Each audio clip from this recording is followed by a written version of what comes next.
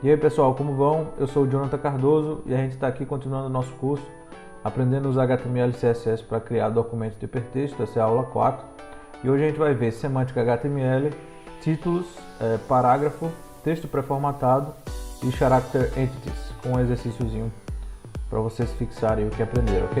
Vamos lá. Vamos lá, gente, vamos falar de semântica HTML. Semântica é um nome, é um termo que vocês vão ouvir bastante aí quando vocês estiverem se aprofundando nos estudos, porque é um tópico bem interessante e bem importante também. Para vocês entenderem semântica, vamos entender um pouco de sintaxe também, né? Então são dois termos aí que andam em paralelo. Semântica e sintaxe. A semântica, gente, é o significado dos elementos, né? A que função se destina uma tag, é isso. A sintaxe é a forma certa de você escrever um elemento, né? Isso a gente fala de HTML, mas também está presente aí em linguagem natural, né? A sintaxe é como você escreve. Se você escreve a palavra da forma correta, se você obedece a ordem gramatical disso. E a semântica é o significado daquilo. Se tem algum significado que você está escrevendo, se passa alguma mensagem correta, ok? Então, a semântica é isso, né? Então, é bom vocês prestarem atenção nisso, porque os navegadores, apesar de entenderem sintaxe, o seu código HTML poder ser válido sintaticamente, não quer dizer que ele tem uma semântica correta. Isso o navegador, os computadores, é uma tarefa muito difícil para eles entenderem. É mais fácil para a gente, né, entender a linguagem natural do que as máquinas entenderem nossa linguagem natural. Por isso é bom a gente ficar atento, né? O uso correto das tags é nossa responsabilidade. Então aqui eu tenho um exemplo para vocês, para ajudar vocês a entenderem, né? Eu estou usando aqui um P. P o propósito dele é para marcar um parágrafo, um texto, né, de parágrafo. E aí eu também estou usando aqui no meu código o uso correto, né? Então eu tenho um body aqui, eu tenho um P, então o meu conteúdo é para ser um parágrafo, é o meu primeiro parágrafo. Então eu estou usando isso corretamente. Então aqui eu tenho o uso incorreto da semântica. Vamos lá. O que eu tenho aqui? Eu tenho um H1 e o propósito do H1 é ser o cabeçalho, né? Ou o título da sua página, o título de uma seção da página. E veja como é que eu estou usando ele aqui. Tenho um body, tenho um H1 e tenho um conteúdo. Veja qual é o meu conteúdo do elemento. Meu primeiro parágrafo, né? Bom, eu estou tentando fazer um parágrafo aqui, né? Meu conteúdo é destinado para um parágrafo. Se esse meu parágrafo tivesse mais de uma linha, por exemplo, ficaria mais claro, né? Então, geralmente, se fosse um parágrafo de 3, 4 linhas, 5 linhas, aí o erro ficaria mais evidente. Mas veja, eu estou tentando escrever um parágrafo aqui, mas eu coloquei ele dentro do H1, que o H1 é destinado a cabeçalho ou a um título, né? E vamos ver a sintaxe disso, se está correto. Eu estou abrindo aqui minha tag, beleza. Não tem nenhum erro aqui, não está faltando o maior que. Eu tenho o conteúdo e aí estou fechando ela em seguida aqui. Sintaticamente, não tem nenhum erro. Mas a semântica disso está incorreta. Vamos dizer aí que o Google está tentando indexar esse conteúdo, né? E aí ele vai marcar esse parágrafo aqui, se não houver nenhum outro H1, como o título da sua página, né? o cabeçalho da sua página, uma parte importante sobre o que sua página diz. Mas veja, você está passando aqui um parágrafo para marcar como cabeçalho. Então, não estou falando só de Google, mas dos programas que tratam a internet aí, as páginas, os crawlers, os buscadores, os navegadores, inclusive, não saberiam que você está tentando escrever um parágrafo. Eles achariam que isso aqui é um título de uma página, ok? Então é essa diferença aí, gente, da semântica para a sintaxe. Vamos ver outro exemplo aqui. Eu tenho um address. O propósito do address é endereço do autor da página. Veja, endereço, né?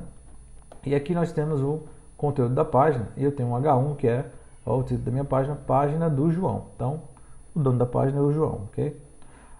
Você conhece Maria, tá, um parágrafo, e aí eu tenho o endereço da Maria, Maria Avenida do Rei, número 1, Centro, Euclides da Cunha, ok?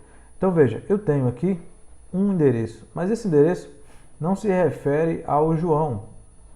Então, claro, isso aqui é bem subjetivo, mas se você for analisar, o proprietário da página seria o João e não a Maria. Então vamos dizer que um programa esteja tentando interpretar seu código aqui, ele vai achar que o João no título, vai imaginar que a página é do João, e aí beleza, agora eu vou procurar um endereço do João, vou ver se eu encontro uma tag address. Ele encontrou, ele vai pegar um endereço aqui que não é do João, é da Maria. Então, Mais uma vez, isso aqui sintaticamente está correto, mas semanticamente a gente precisa observar isso aí melhor, se o uso está sendo feito da forma correta, ok? Então, é como eu falei para vocês, para nós, olhando isso aqui, é facilmente identificável que existe um probleminha ou outro. Mas uma máquina, um computador, para eles é uma tarefa muito mais difícil de identificar esses erros de semântica. Por isso é nossa responsabilidade escrever as tags, observando a sintaxe e observando a semântica, ok? Então, é por isso que é importante entender o significado das tags, para que elas servem. Vamos lá, pessoal, vamos começar a falar das tags que compõem visualmente, né, a parte visual para o usuário. Vamos começar pelos títulos. O que são os títulos, né? Eles servem para identificar sua página ou subseções dela, né? Então, as tags de títulos, elas seguem uma hierarquia de importância, né? Ela vai de H1 até H6. O H aqui é de header, né? De cabeçalho, ou de título. Então, ela começa com H1 e segue até o H6. Por que existe essa hierarquia, né? O H1 é o mais importante deles e o H6 é o menos importante, né? Então, vamos dizer que você esteja subdividindo sua página em subseções. Então, o H1 seria a principal, o H2 seria uma subdivisão, o H2 seria a subdivisão do H1, o H3 seria a subdivisão do H2 e aí sucessivamente, né? Então, ela é uma block level element, eu vou explicar isso mais tarde para vocês, mas um block level element, um elemento de block level, ele ocupa a largura inteira da sua página. Eu vou demonstrar isso para vocês. Existem dois tipos, block level e existe os inline elements. Então, existe esse comportamento padrão, né? Que ele ocupa a largura inteira da sua página. Ele tem todas as tags HTML, se você não configurar visualmente, com CSS, por exemplo, eles têm um comportamento padrão, né? E o comportamento padrão dos títulos é que a fonte seja grande, né? E tenha negrito para destacar. Por exemplo, o H1 vai ser o maior deles. Eu vou demonstrar para vocês no instante. E ele vai diminuindo H2, H3, até o H6, né? Então o H6 seria o menorzinho. Mas isso, como eu falei para vocês, não é a tarefa do HTML marcar isso visualmente. Ele exibe porque existe uma configuração padrão, né? Mas você pode alterar tamanho, fonte, quando a gente estiver tratando de CSS. Então, gente, eu tenho aqui o código que vocês viram no slide, a mesma coisa, né? Vocês veem que é um HTML simples e aqui eu tenho o H1, H2, H3, H4, H5 e H6. Eles com só um número aqui diferenciando um do outro. Agora eu vou mostrar para vocês isso em ação. Ó, é assim que ficaria, né? Então tem o H1, o H2, o H3. E vocês veem que o tamanho da fonte, né? E o destaque ele vai diminuindo até o H6. Como eu falei, isso aqui é comportamento padrão. Todos os navegadores têm um comportamento padrão visualmente, mas vocês podem configurar isso depois. Mas é interessante ver que o importante da semântica aqui é vocês entenderem que quanto menor o número, mais importante é o título, maior é a hierarquia do seu título no seu documento. Então, isso aqui serve para dizer, olha, isso aqui é o título principal da minha página. Isso aqui é um subtítulo, isso aqui é um subtítulo, outro, e assim vai, né, diminuindo. Quando você vai escrever seu HTML, não escolha o H1, o H2 ou o H3 pelo tamanho da fonte, não faça isso. Procure entender a semântica. Então vamos usar, se ele é o primeiro título da sua página, se ele está dizendo para que sua página foi destinada, use o H1. Se ele for uma subdivisão, use H2, H3, e aí se você não gostar da aparência, a gente muda a aparência com CSS. Então é isso aí. Bom, gente, então tem um exercício aqui, eu vou deixar para vocês. E o que é que eu quero que vocês façam? Eu quero que vocês digitem esse código e rodem no navegador para ver como é que ficou, certo? Por que eu não vou mandar esse código para vocês? Porque eu quero que vocês digitem manualmente mesmo, aí tenham contato com o código, tenham contato com o editor de texto, façam esse trabalho de abrir no navegador, porque isso vai ajudar vocês aí nos próximos exercícios, vai dar uma experiência para vocês, né, para seguir daqui. Para vocês não terem que digitar tudo, esse início aqui, ó, até o body, esse finalzinho, é o mesmo que a gente usou no primeiro exercício. Então, se você já fez aquele, basta você salvar como, e aí você apaga aquele P que tem aqui, o H1, e só digita esse restante do conteúdo, salva e abre no navegador. Então, o que eu vou fazer? Vou deixar aqui o código na tela, deixar ele aqui, você pausa aí o seu vídeo, vai digitando, faz os testes e a gente segue daqui, ok? Então vamos lá.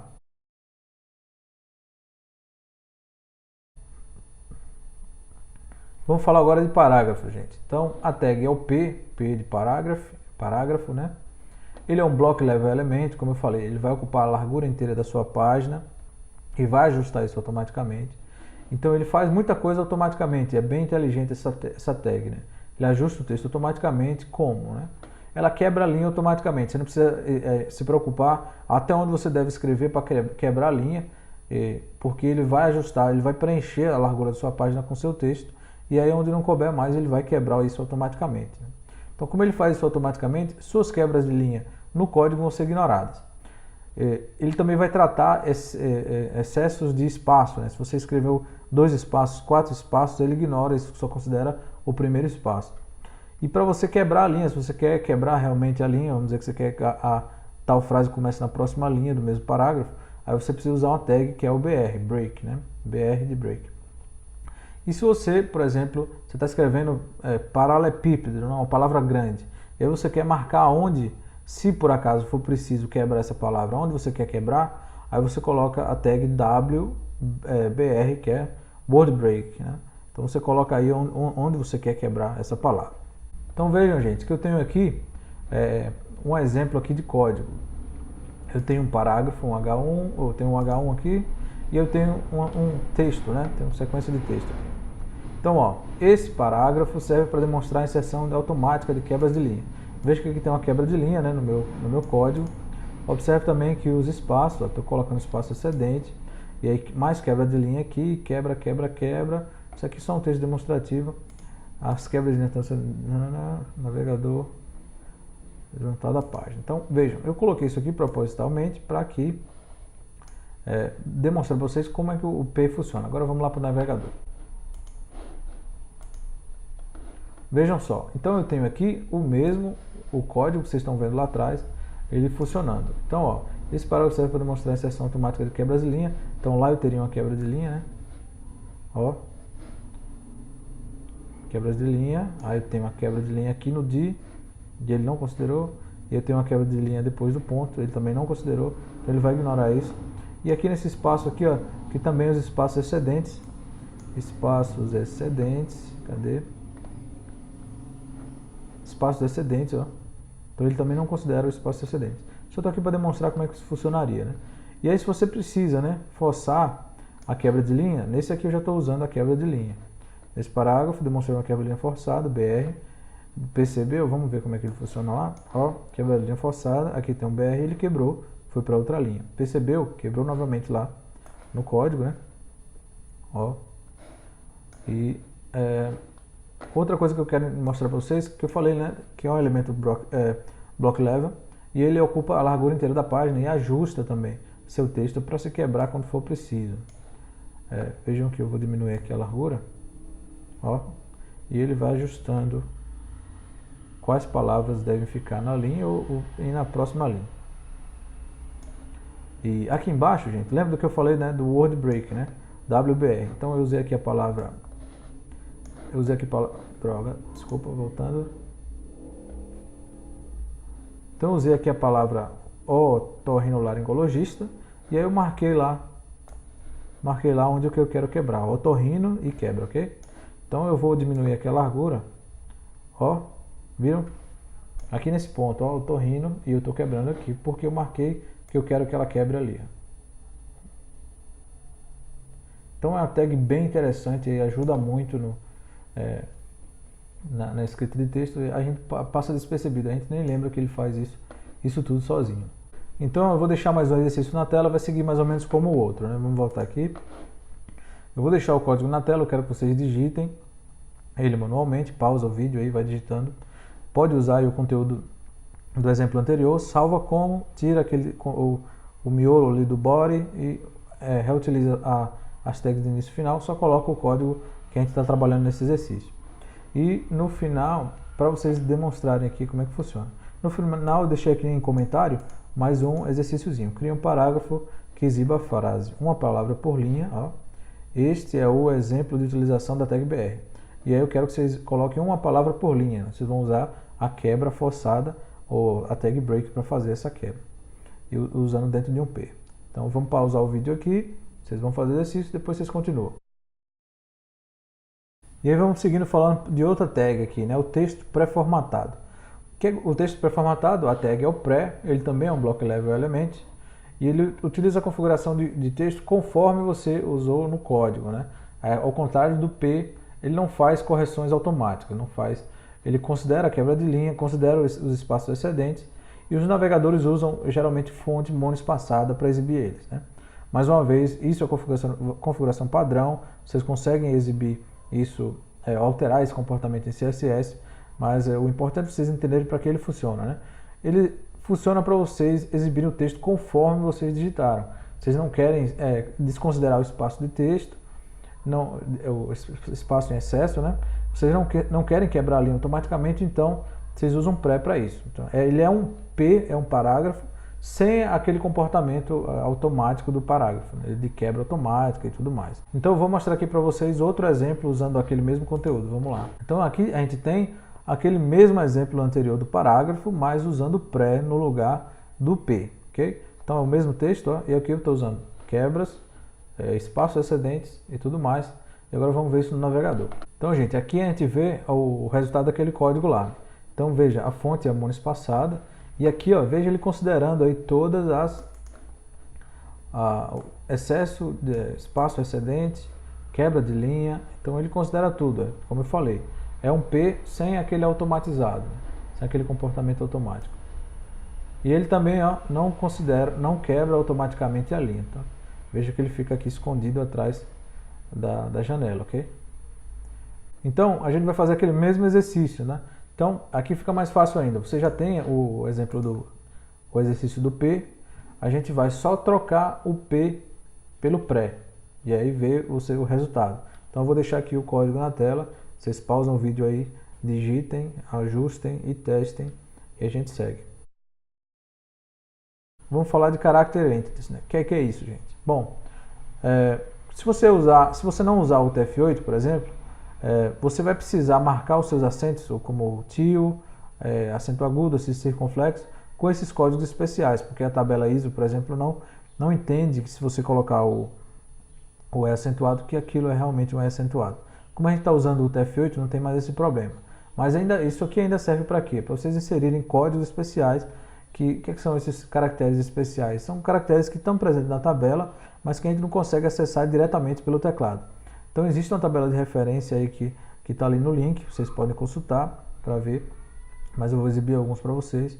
E se vocês não estão trabalhando com TF8, por algum motivo, vocês têm que usar também para vocês usarem acentuação. Então essa aqui é a tabela que eu mencionei para vocês. Existem muitos símbolos aí que você não consegue acessar, alguns sim, outros não, você não consegue acessar diretamente do teclado, mas eles estão presentes aí, você não precisa usar imagens para usar eles. Por exemplo, a vírgula, então o código HTML Entities é esse, ó, é o E comercial, coma e ponto e vírgula no final. Então isso aqui vai ser substituído por esse símbolo, e aí tem os outros códigos hexadecimais aqui embaixo. Por exemplo, se você quer usar o C, né, do copyright, então você vai usar E comercial, copy e ponto e vírgula no final. Vamos ver isso aqui funcionando no código. Então, gente, eu tenho aqui um código de exemplo para demonstrar isso para vocês do Entities. E aí eu troquei o meu char7 de UTF-8 para o ISO 88591, que é outra tabela, ok? Para quê? Para demonstrar para vocês que vocês vão precisar usar os Entities aqui nesses acentos. Vai ter um ão, tem o E com acento agudo e tem o E aqui com circunflexo. Vamos ver aqui. Ó, vejam que quando eu digitei diretamente o ão, ele não entende que isso é o ão que a gente conhece, né? Então ele vai exibir aqui símbolos no lugar daquilo. E se eu usar, ó, se eu usar aqui a tilde, que é o tio, um A com tio, ponto e vírgula e o O. Então é o ão.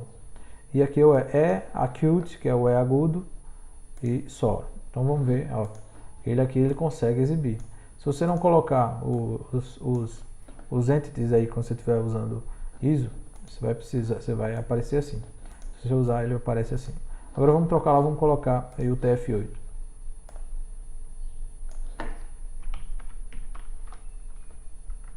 Salvou. Vejam, agora eu coloquei o TF8, atualizei e ele, ó, Mesmo eu sem colocar os entities, ele funcionou aqui, né? O A, o til, o E e o E. E vejam, além disso, ele tem, aí estou usando aqui embaixo, os outros símbolos, né? Ó, o star, big star e tal, que eu peguei daquela tabela para demonstrar para vocês como funciona. E aí ele troca o que você escreve lá no código pelos símbolos especiais. Então é para isso que serve os HTML entities. E aí eu vou deixar o mesmo exercício para vocês, vou deixar o código na tela, vocês digitam e testam no navegador. Fazem aí o que eu estou fazendo para demonstrar isso na prática para vocês, ok? Então, vou deixar o código aí, vocês pausam aí e a gente segue daqui. Então é isso aí, pessoal. É isso que a gente tinha para a aula de hoje. Agradeço por você ter assistido o vídeo até aqui, espero que você tenha gostado da aula. Por favor, curta e compartilha. Se você quer continuar vendo os outros vídeos, se inscreva no canal, que vocês recebem no e-mail os avisos. Peço para vocês disseminar aí os vídeos, compartilhar com quem vocês quiserem. Comentem, podem comentar aí nos comentários, eu vou responder todos que eu conseguir. E agradeço por você ter assistido até aqui. A gente se vê no próximo vídeo. Muito obrigado.